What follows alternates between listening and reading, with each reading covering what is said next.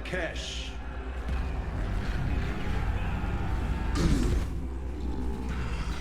Turn away the tyrant's face, and kingdom end without a trace. When you try to control everything, you ultimately control nothing. Wraeclast has never quite been able to grasp that concept.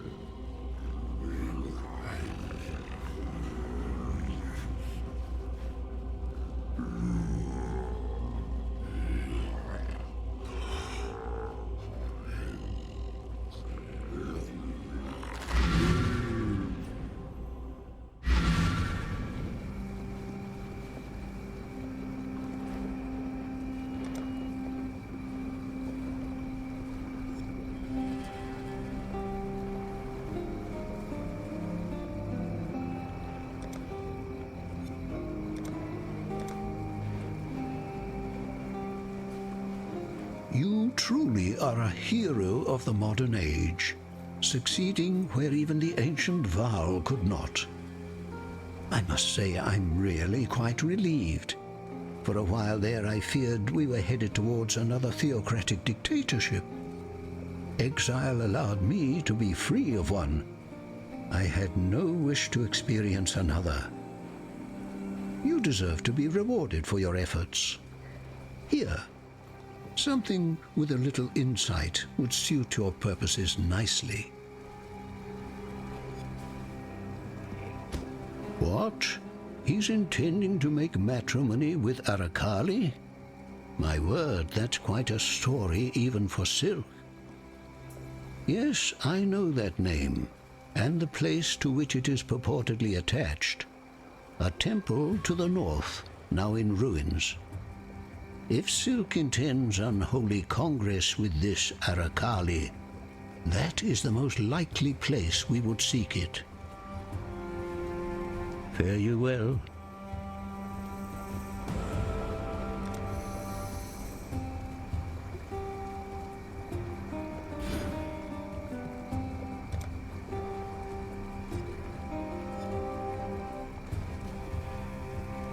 One less twisted intellect perverting our world.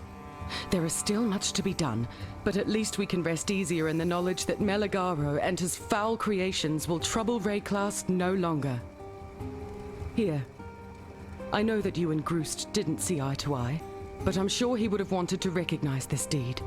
It's the act of a warrior, after all.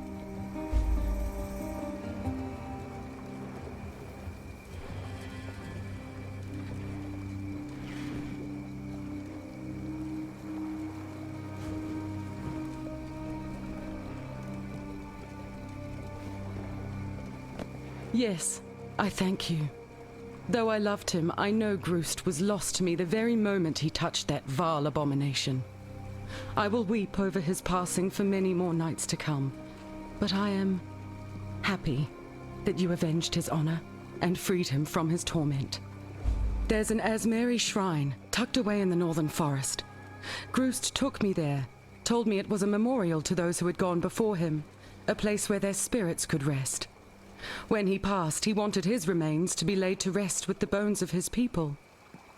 His body, I find it difficult to even think about it, but I doubt it will ever be recovered. Yet there might still be a way. He gave me his necklace, the fangs he earned when he rose from boyhood to manhood, handed it to me for safekeeping only moments before Wraeclast. It's almost as if he knew what was to come. Please, could you deliver this necklace to the shrine for me? Put Groost's spirit to rest? I would do it myself, but the journey to the northern forest is not what it was. These lands have changed, and not for the better.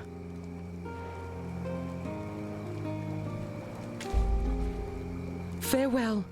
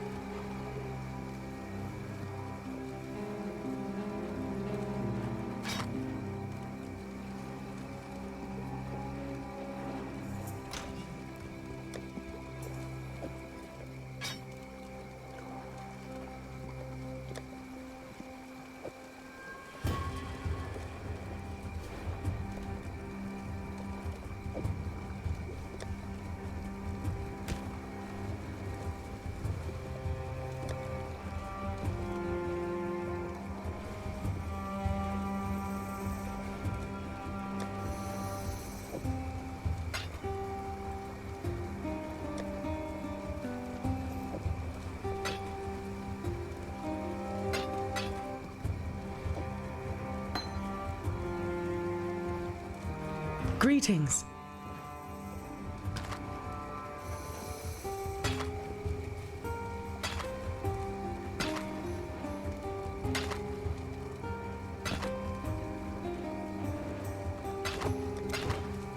Go with courage.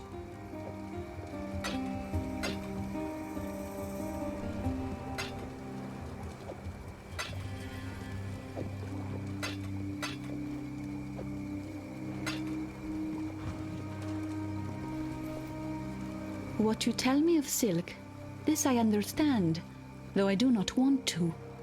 I have spent many nights pondering Silk's journey, why he has stepped from the spirit path. Now I know. He has walked into the 8 arms of blind lust, aRPG. Silk is a warning to us all. He is trying to take the short trail to greatness, to the story Spirit has made for him. Silk tries to steal his story, but now he holds only a lie. Please, you must find the place where this aRPG sleeps in her web of shadow. You must stop Silk before he wakes her, a mistake that we all will come to regret. The Spirit tells me this is so. Remember to live. They run, they bite, they flee, they die. Swarms of fur and teeth and tail drown each and every room. Their plague maw watches you with a glistening grin, waiting for a moment to send his shadows. The sea witch whispers sweet nothings and calms the hearts of unlikely allies. You've found yourself a hideout. Could be a good staging ground once we've found the temple in the present day. Let me know if you've got space for me.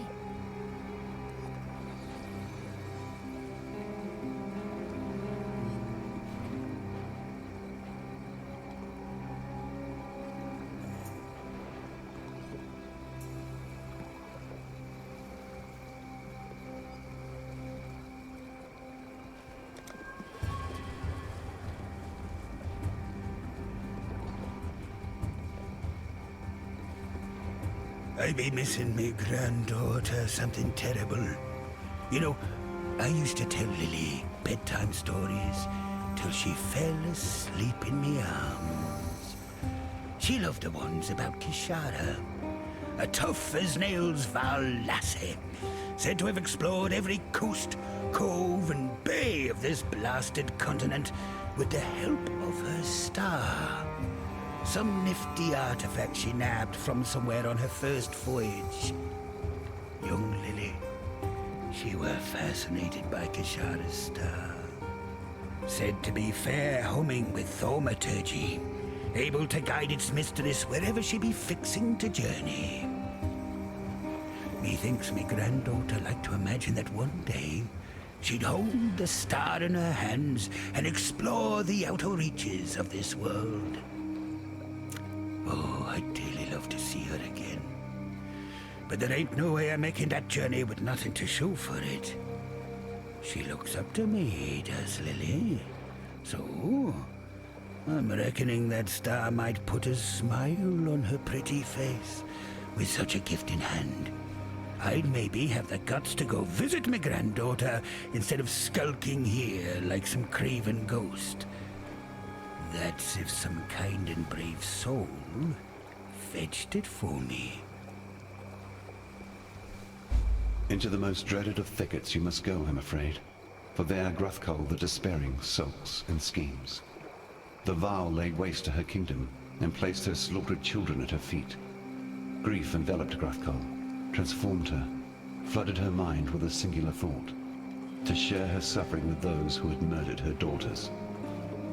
Though she has returned, her sanity has not. There is no fury like a mother bereaved.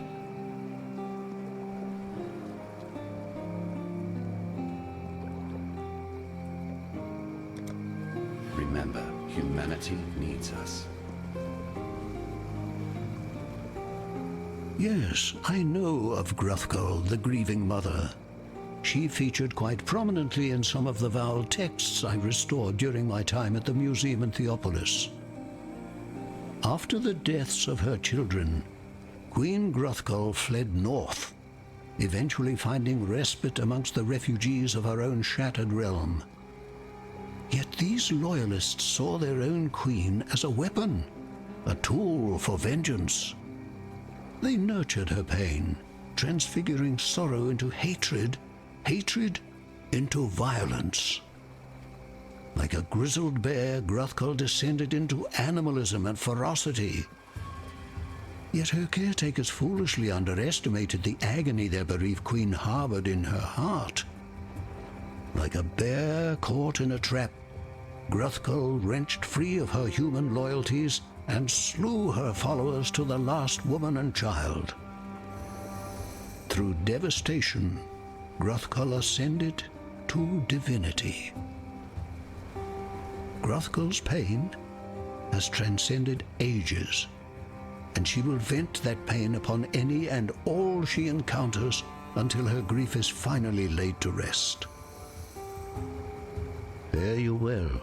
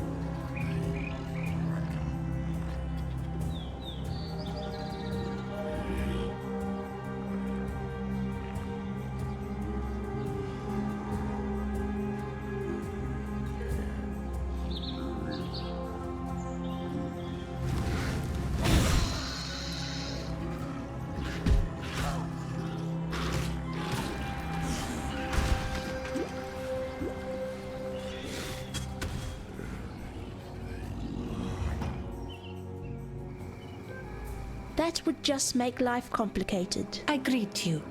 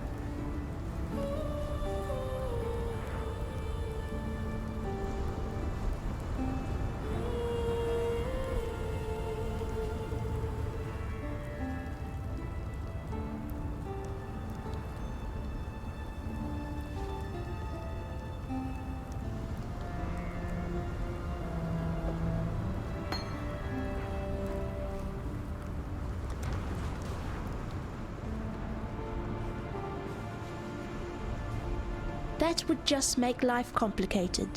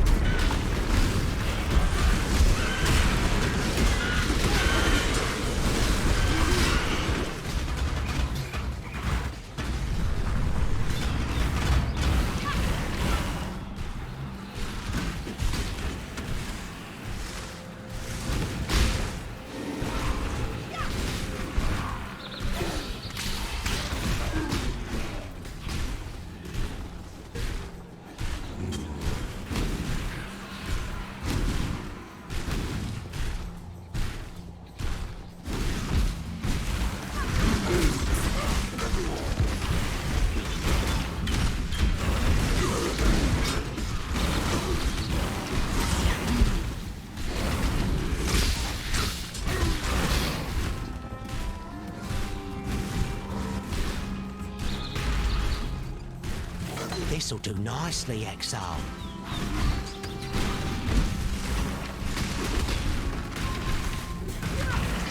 Another good find.